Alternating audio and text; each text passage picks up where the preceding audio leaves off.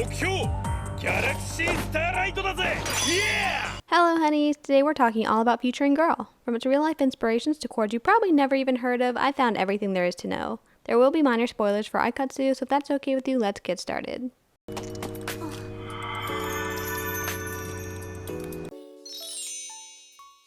Featuring Girl has the most obvious and the most obscure sources of inspiration, and it's driven me just a little crazy. Let me show you. Our main sources are the Y2K aesthetic and cyber fashion. Y2K is widely misused as a blanket label for 2000s fashion, but it actually refers to a specific utopian futuristic style that represented the birth of the internet and advancements in digital media. Cyber was from the same time period, but has more ties to rave counterculture than technology. Part of Y2K is the idea of traveling through the internet, which 90s users compared to traveling through the infinite depths of space.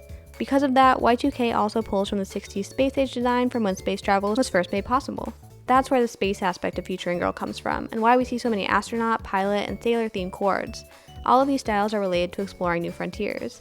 But the problem here is that these are not styles that were popular in the early 2010s. No one was dressing like this. These are styles from the 90s and early 2000s that mainly stuck around through the 2010s in high-concept music videos. Bandai's designers who lived through those times probably had access to a ton of reference materials that just don't exist online. But why would they make one of their main brands something so obscure? Well, Y2K and cyber-style music videos were virtually synonymous with one of the most popular J-pop idol groups at the time, Perfume. Kids wouldn't have recognized British rave brand Cyberdog, but they had probably seen Perfume's music videos and admired their futuristic style. The earliest information in the series we get about Featuring Girl is from a page of brand information which reads, in very rough translation, "Launched with the theme of women's future, the major feature of this brand's clothing is the combination of form and sensation." Looking at the history of this brand, in its early days, the concept was the purest, with calm colors of brown and gray, and on the other hand, it had a duality that gave it a dangerous yet subtle silhouette. As a practice of this, each item has the antinomy of, and things that change are expressed using this. We can confirm that Perfume is a major inspiration for Featuring Girl with the history section of that description. In its early days, the concept was the purest, with calm colors of brown and gray. That matches Perfume's early aesthetic from 2006 to 2008, when their music videos were the most futuristic and they primarily wore soft browns and grays.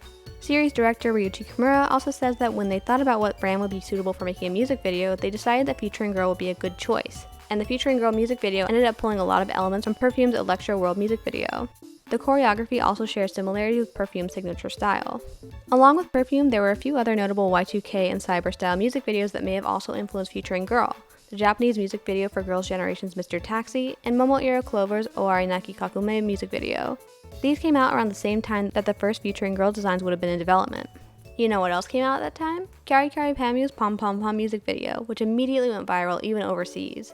I'm like 75% sure she inspired the character of Goopy, who indirectly inspired Aoi's love of Featuring Girl.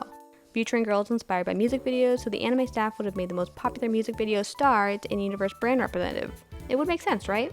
Anyway, that's just one of many rabbit holes I've gotten lost in during my research. What we need to talk about next is the other half of that brand description from earlier, because I have something even crazier to tell you. Let's look again. The major feature of this brand's clothing is the combination of form and sensation. It had a duality that gave it a dangerous yet subtle silhouette. As a practice of this, each item has the antinomy of, and things that change are expressed using this. That doesn't make any sense, does it? Perfume's early style may be subtle but dangerous, and what's that about form and sensation? Is there really that much duality there? And what does antinomy mean? I know the answer to all these questions and more. I present to you world-renowned designer Kawakubo Rei. Stay with me on this. The Aikatsu official guidebook describes Featuring Girl as featuring a futuristic design that is one step ahead, a brand by Kamishiro Rei, a cutting-edge designer recognized at Paris Fashion Week. It features a sparkling design with themes of space and the near future. Aikatsu loves to reference celebrities and loves naming their characters after them. Angel Sugar's Asuka is a reference to Angelic Pretty's Asuka. Lily Gothic's Maya is a reference to Momo Motie's Mana. Vivid Kiss's Kayako is named after Bandai designer Hashimoto Kayako. So when I went looking for Japanese designers known for their Paris Fashion Week appearances and found a world-famous designer whose cutting-edge designs shook Paris Fashion Week to its core named Kawakubo Rei, I had a brain blast. Do you remember this silhouette from episode 9 of Featuring Girl's Top Designer? Do you see how this design doesn't look like Kamishiro Rei at all? Do you remember Aoi saying that she was a really nice person? A lot of people assume that Aoi was talking about Rei's secretary, but I think something else happened here. I think that Kamishiro Rei is based on Kawakubo Rei, and her design was changed later in production because Bandai was pushing for the show to have more handsome men. This is why Senna and Yotsuba exist. They could have reasonably argued that the show already had a prominent older lady designer and didn't need another one. Kawakubo is known for her extremely reserved personality and strict work ethic. She often relies on her husband and other people close to her to speak on her behalf in interviews. From a New Yorker interview by Judith Thurman, Kawakubo describes her design process as an exercise in suffering, and finds it ironic that a career she undertook with one objective, to be free as a woman, has become a Spartan life of self-imposed servitude. Kawakubo is the founder of real-life brand Comme des Garçons and has been extremely well known in Japan since the 90s. We'll talk about Kamishiro Rei in a few minutes, but I hope you keep that in mind when we go through all of his appearances. As far as the fashion goes, there's almost nothing of Kawakubo or Comme des Garçons in Featuring Girl. It seems to me that they wanted to add a recognizable high fashion element to Aikatsu, so they took the idea of cutting edge and experimental women's fashion from Kawakubo's work and transplanted the Y2K/cyber look there instead of actual avant-garde couture, because kids would rather buy a dress from a music video than anything off an anti-fashion runway show, and futuristic space concepts would still seem pretty cutting edge to them. As far as real-life sources for clothes that look like Featuring Girl, Cyberdog is your best bet. Designer Yuema Nakazato made a few collections that also may have inspired the brand, and I'd check out Aestheti's video on the Y2K era for more inspiration. Those links and more resources are in the description. Featuring Girl gets very little screen time, so we don't know very much about it. Its HQ is an international-style downtown skyscraper and has a very Y2K and interior design aesthetic. The top designer, Kamishiro Rei, has several unnamed staff members and relies heavily on his unnamed secretary to serve as a proxy for him in meetings and interviews. Featuring Girl is also known for developing new materials like the Kaleido mirror fabric, which uses jewel beetle wings for a mirror-like texture. The only other information we know about the brand is that it has a website which houses interviews about their design processes. As I mentioned before, I'm pretty convinced that Kamishiro Rei is based on real-life designer Kawakubo Rei. Their personalities are very similar, and Rei's initial design appears to be a short, cloaked woman, which matches Kawakubo's typical appearance. They also happen to have very similar hairstyles. Obviously, he ended up being a tall young man instead. The earliest we see Rei, like most designers, is at Asuka's designer party when Madako was around 5 years old. His next canon appearance is when he makes time for Aoi's premium air consultation in his schedule when she's a first year. According to Aoi, he's a really nice person and had been watching all of her auditions. She says that he approved of her enough to give her the Milky Way Cosmic Cord. Next, Rei personally prepares the Sparkling Noir Cord for Aoi's final TriStar audition after watching her efforts so far. At this point, we're mostly supposed to imagine that he's keeping track of her just like all the other brand designers are keeping track of their idol representatives. Rei's first appearance is in episode 40, when he finishes the Kaleido mirror hoard but suddenly cancels his announcement and locks himself inside of a giant egg because he believes that his new dress has yet to approach the pinnacle of his ideal. His staff are unable to reason with him, so when Orihime happens to call their office, they immediately ask her to send Aoi over. When she arrives, the secretary tells Aoi, "Rei is always talking about how you are one of the few people who fully understand Featuring Girl's intentions." We haven't seen any of those intentions yet in the show, but it is helpful to know that Rei thinks Aoi is uniquely knowledgeable about his designs.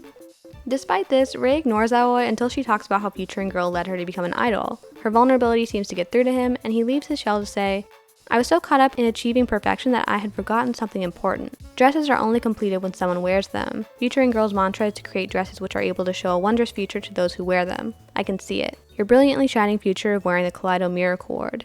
He gives her the dress, and we don't see him again for a while.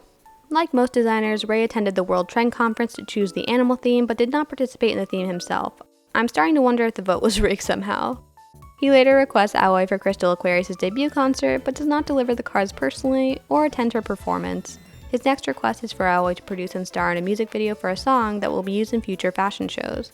He at least gets on a video call with her this time and says, "Aoi, you are the one who understands my brand, Featuring Girl, the best, and on top of that, you are an idol professor, better versed in idol culture than everyone else. I have the utmost faith that you will be able to create a music video that showcases the best of what the brand and you yourself have to offer." So finally, we learn that Rei values Aoi for her intelligence most of all. From this, we can assume that he also values his own intelligence, and his perfectionism likely stems from his high standards in creating technologically innovative designs. Perhaps it's because of his high level of focus on innovation that Rei doesn't participate in the music video production and only watches its debut from his studio. He may just be too intellectually absorbed in his work to leave the studio very often. We only see Rei 2 more times after this. He attends the Starlight Academy Middle School's yearly recital and participates in the United Designer Conference to choose Romance Story as that year's theme. He only made one Romance Story cord, so he must not have liked that theme either. Overall, there's not much to talk about here. We know Guppy and Shion are 2 other idols associated with Featuring Girl, but since Aoi barely gets to talk to him, it makes sense that we never get to see Rei interact with anyone else. He's just an eccentric guy who was probably meant to be a reclusive old lady.